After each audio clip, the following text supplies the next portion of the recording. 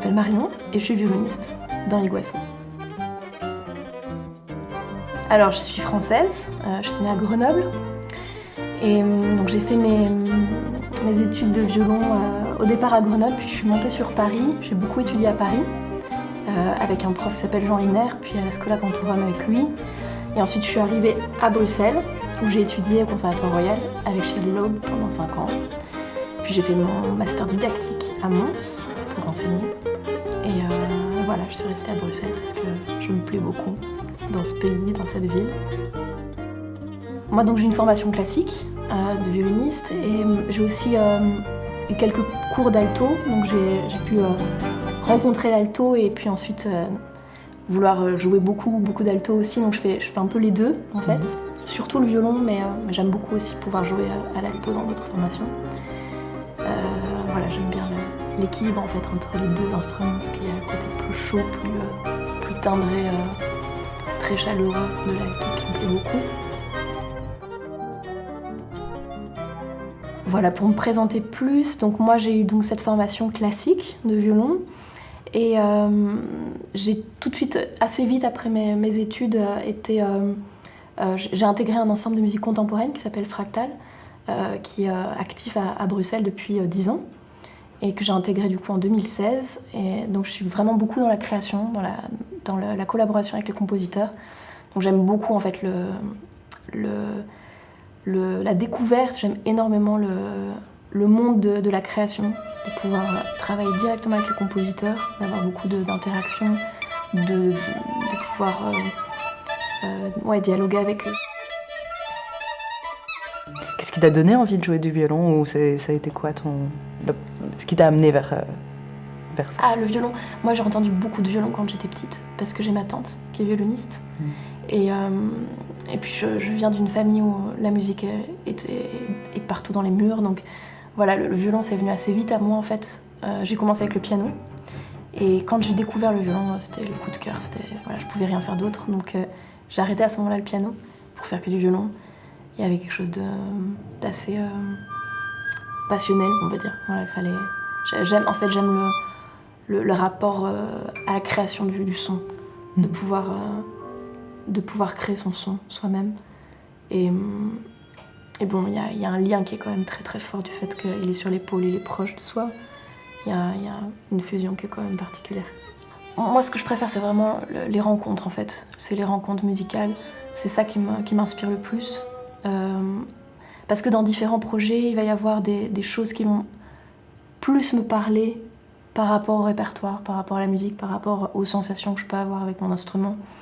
Mais ce qui est toujours là, c'est la recherche, la rencontre en fait, avec les autres, avec ce que les autres peuvent apporter, avec le partage en fait, d'idées. Ça, c'est pour moi l'essentiel en fait. Et c'est pour ça que j'aime vraiment la musique de chambre et que je fais que ça finalement. Alors, mon histoire avec Iguaçu, c'est en fin d'année, donc juin, je pense que Winan m'a proposé de rejoindre l'ensemble. Et donc c'est Pauline qui avait, comme on se connaissait un petit peu, elle savait que j'aimais le tango, elle a parlé de moi. Et voilà, du coup, on a eu une première répète avec une première rencontre. Et ensuite, voilà, on s'est dit qu'on allait continuer ensemble, donc c'est une belle aventure, moi je suis ravie. Et voilà, je pense que les choses se créent, parce que c'est un ensemble où on commence un peu à se connaître, mais il y a une très belle dynamique, il y a beaucoup d'attention, d'écoute de chacun, énormément de collaboration en fait, oui c'est ça, une oreille vraiment attentive de la part de tout le monde,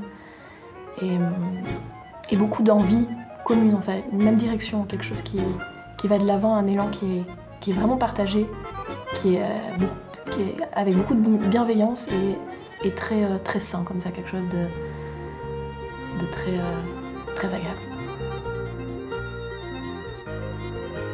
Et donc dans Iguaçu, ce que j'aime beaucoup, c'est qu'il y a ce côté tango évidemment avec la tradition.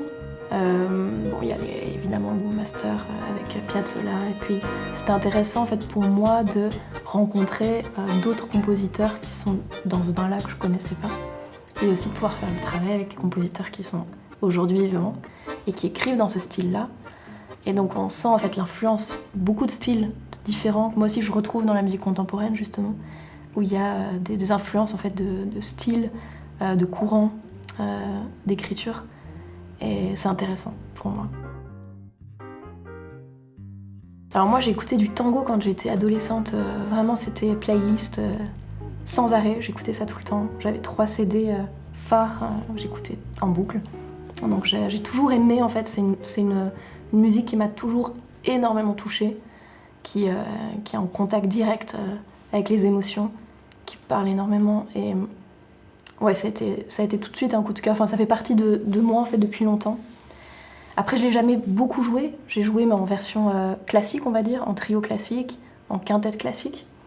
Et avec Iguazu, ce que je trouve très très chouette, c'est qu'il y a vraiment une connaissance du tango. Et, voilà, les autres, on sent qu'ils ont joué ça depuis longtemps, qu'ils connaissent. Et aussi, il y a l'influence du jazz, leur connaissance dans le jazz, moi que je n'ai pas du tout. Et leur connaissance aussi de musique plus traditionnelle, musique plus populaire aussi. C'est pas une formation que j'ai eue, mais que j'aimerais en fait pouvoir connaître. J'aimerais bien pouvoir enrichir cette palette-là. Tu parlais beaucoup du jazz et du tango que les autres personnes du groupe apportent dans le groupe. Ouais. Qu'est-ce que toi, par rapport à justement toute cette diversification, ce côté touche à tout, comment tes autres projets influencent ta façon de jouer peut-être dans Iguazu? Moi, je pense que le travail que je fais avec les compositeurs actuellement et le langage sonore, la connaissance que j'ai dans le répertoire de musique contemporaine, donne peut-être une vision assez ouverte au niveau des sons et de la recherche en fait sonore. Ça, c'est quelque chose qui me plaît énormément. Donc, je suis toujours dans n'importe quel on va dire répertoire que je vais faire, que je vais toucher, je vais avoir vraiment cette envie d'aller là-dedans, d'aller chercher le son en fait, d'aller chercher les textures de son. Et du coup, je pense que voilà, c'est dans le tango, il y a aussi il y a des couleurs à trouver. Et puis là, on a des morceaux qui sont aussi des arrangements que l'on fait aussi, qu'on cherche ensemble. Notamment un en particulier, une pièce dont on est vraiment dans un peu la création quelque part, parce qu'on doit apporter des touches, on doit un peu arranger à notre sauce. Et donc là, il y a des idées qui viennent et j'aime beaucoup voilà, l'interaction qu'il y a quand chacun apporte de ses connaissances, de sa pratique. Et quand les pratiques sont variées, ça apporte beaucoup de richesse en